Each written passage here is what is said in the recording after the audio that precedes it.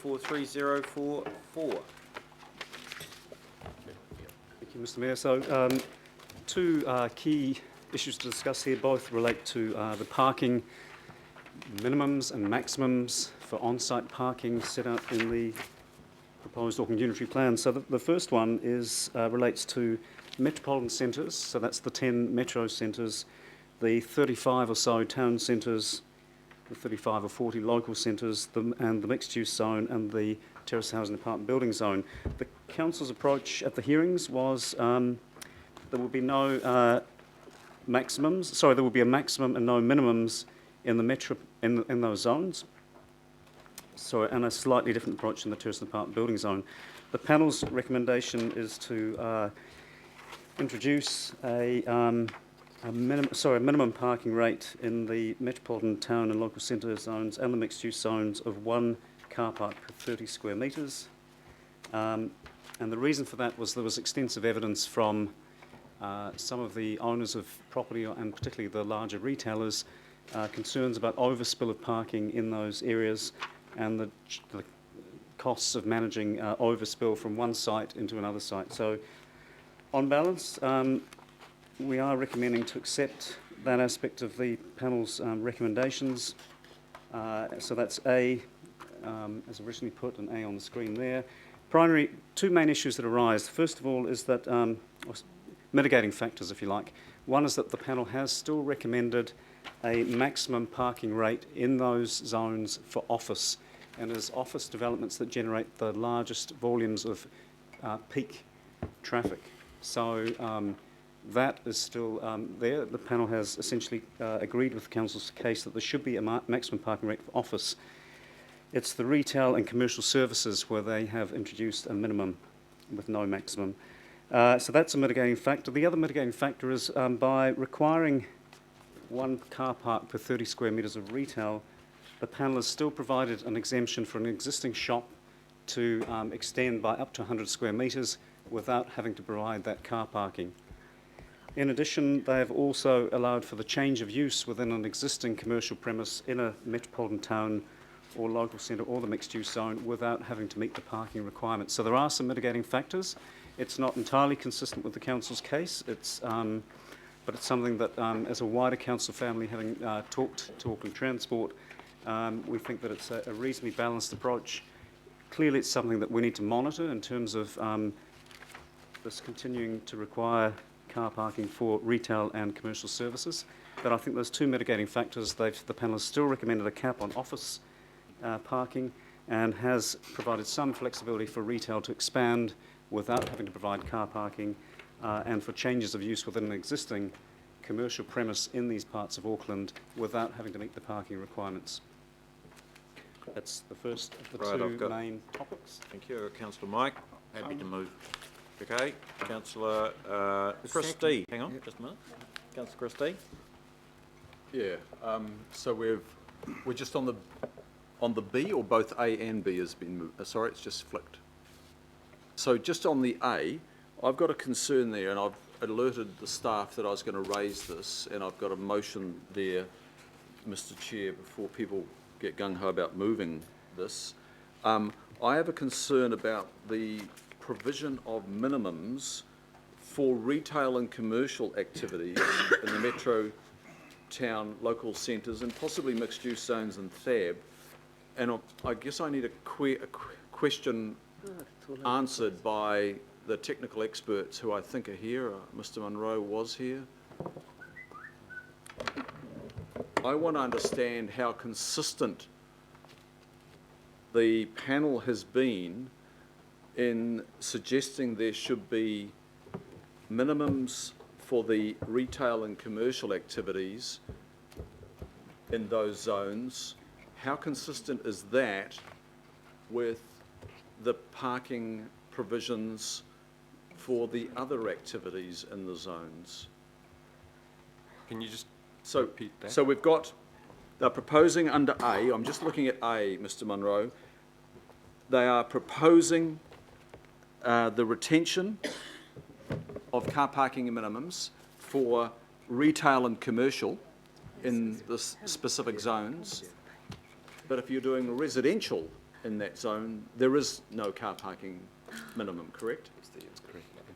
So, My understanding, yeah. so it's not consistent. But that's a question. Is there, in your view, was your evidence that there should be consistency? No, we didn't go for an argument that there should be consistency. We went for the general provisions of a maximum with no minimums on all parking, so we could manage it in the centres. And was one of your arguments about there being no minimums being a cost argument? It was the potential to impose unnecessary cost on the Councillor Chris, Yeah, Yeah. Mr. I just think Just told Wayne off you the tend to other want to side. lean into getting yourself into the panel. And look, there's a fine line between getting yourself well briefed up and then secondly actually becoming a part of the process. Now what we're doing here is making a decision, and what I want you to do is, rather than quiz the officers as to what our evidence was or wasn't, I want to get to the bottom of whether or not you actually will be supportive of the direction and why not. You know, Okay. so you can understand this, because I mean you understand how the law works in this sort of environment, and Well, I'm so not I one for just just giving it the once over easy, okay? yeah, no, yeah, look, it's probably not helpful either. No one is giving it once over easy here at all. We were in danger of doing that at the start, but we are actually giving it the once over very, very thorough. So I'm not condoning or condemning you for your questioning and raising issues and seeking a better understanding. I'm just worrying that you're sort of getting into a near litigation process. And so I know you know the difference between the two, and so let's just keep it at that level. So my query is, there is an inconsistency here between requiring car parking minimums for retail and commercial, but then not requiring them for the other activities in those zones. And therefore that adds a cost to one set of users and not another. And I don't understand the reasoning. They don't convey those reasons here. I'll ask Mr. Cribbins to explain. Thank you, through the Mayor. Yeah, of course. Yes, so there was always, council's case was that there would be a cost to providing parking. Yes, that was the case in the hearing. The panel considered the other arguments, which included the costs on neighbouring landowners of spillover effects. They considered the difference, my interpretation and my understanding of their recommendation. And the reasons for that is that the costs of residential spillover, it's far less likely to occur. It's far harder to park your car next door for 24 hours in the neighbouring car park without it being noticed, whereas for retail it's a lot easier for people to pop in, park their car in, say, a supermarket or a warehouse car park and pop into the neighbouring fruit and veg store. And so the panel considers that, I guess, the costs of retail and commercial services, the costs on neighbouring landowners outweigh the costs of possibly discouraging some development in metropolitan centres or requiring that land to be used for car parking, whereas for residential that was a lot less likely to occur because there would be less likely to be spillover effects on neighbouring landowners, so those costs are lower, they consider, for those alternative uses or other uses. So you're supportive of the recommendations that are coming from the IHP? We're supportive, well, we've considered them and we consider, yeah, we're supportive of them. We think it probably should be monitored in future to monitor the effects on development and does it discourage development. But this is also a huge step from the legacy plans which had minimums in pretty much all centres across the region, and we have got rid of nearly all minimums except in these few activities. So it's a huge change for Auckland. It may not be as far as we originally wanted, but we consider it a huge step in the right direction, and we'll be monitoring to see whether it does still have these effects that we were concerned about at the hearing, and I believe you seem to be concerned about as well. Okay, I just want to give someone else an opportunity here for a minute. Councillor Ross. I'm happy to second, but just explain, because my ignorance, how can you have 1.5 car parks per dwelling? I mean, what is that? 1 car and a motorbike, or 2 bambinas, or what? It's like the average family size of Auckland is 2.9. Now work that one out, Ross. No, I'm just talking, how can you fit it in? How can you fit 2 It's cars and a 1.5? it's a ratio that you calculate on the total number of dwellings within a development and apply it across the board, and then you round it to the nearest car park. There are also, there are specific provisions somewhere in the plan which says how to round the 0.5 or the 0.2 or whatever you get to. Okay. You're still happy to second that? Yep, that's fine. And go for that. Councillor Penny H. Thank you, Mr Mayor. I don't want to prolong this too much, but I completely agree with my colleague, Councillor Darby, and it's a really vexed one, and we spent a long time discussing this. You know, some of us are completely committed to the maximum and completely unimpressed and unenthused about the minimum. Excuse me. She said coughing on the maximum car parking regulations. I think what we're looking, sorry, I'll just, Water time. what he said. Water. I'm just hoping that we might even be able to, God, I'm making a bit of a hash of this, aren't I?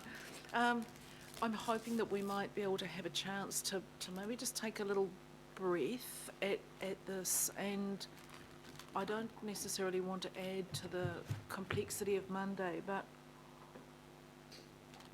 given the importance of what we're trying to do here, I just wonder if we could have another little look at this. It is, although it seems a small change in policy, it's actually a potentially huge change in policy. I understand the recommendation from the staff, I understand the justification, but I would like to understand what the monitoring and then possible future change might mean. So am I asking that we add this into the Monday basket? Maybe I am. Am I going to die in a ditch over it being added into the Monday basket? Maybe I'm not. I mean, I'll be guided by my colleague Chris. But I just think we've done such an incredible job getting through all of our maps with huge integrity. This one potentially unpicks so much of the good stuff that we're doing. So, I'll be guided by the wisdom of the meeting. All right, we've got to Mr. move in Mayor. a second, or the seconders okay with that. Mr Mover? Can I just say a few words briefly, Mr Mayor? This is quite a technical problem, and I think what has been reached is a pragmatic solution subject to ongoing monitoring, because the law of unintended consequences lurks all the way through this area. But in the inner city, we're dealing with suburbs or quarters that were built before the invention of the car, and we're also dealing with suburbs that were built because of the car, and there are certain differences. We're also dealing with our strategic intent to revitalise the inner city, and all of these things have to be taken into balance. A purist approach is probably not helpful and will certainly trigger the law of unintended consequences. I think this is a pretty fair balance. It will mean that the almighty motor car does not have the sway that it once had in terms of providing space in the inner city, that we need to have more people living in the inner city, but provision for car parking space will be an impediment to that, but also will add to congestion. So I think,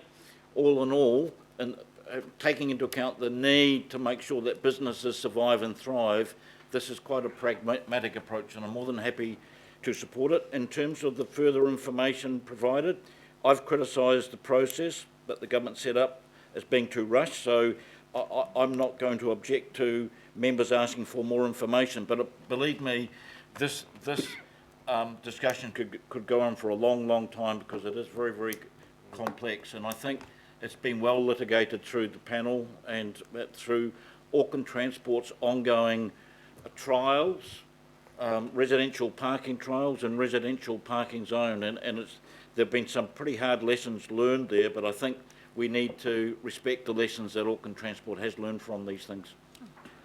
I'm happy to, I'm happy for a report to come back, so I'll withdraw my seconding because I don't want to vote against something I've seconded. Well, Councillor Mike. I mean, we could are you put it- asking me that should I well, hold it over or what? Yeah, well, Well, if Councillor Hulse said that she's not that fussed now, but, so I'm all for pushing ahead with it.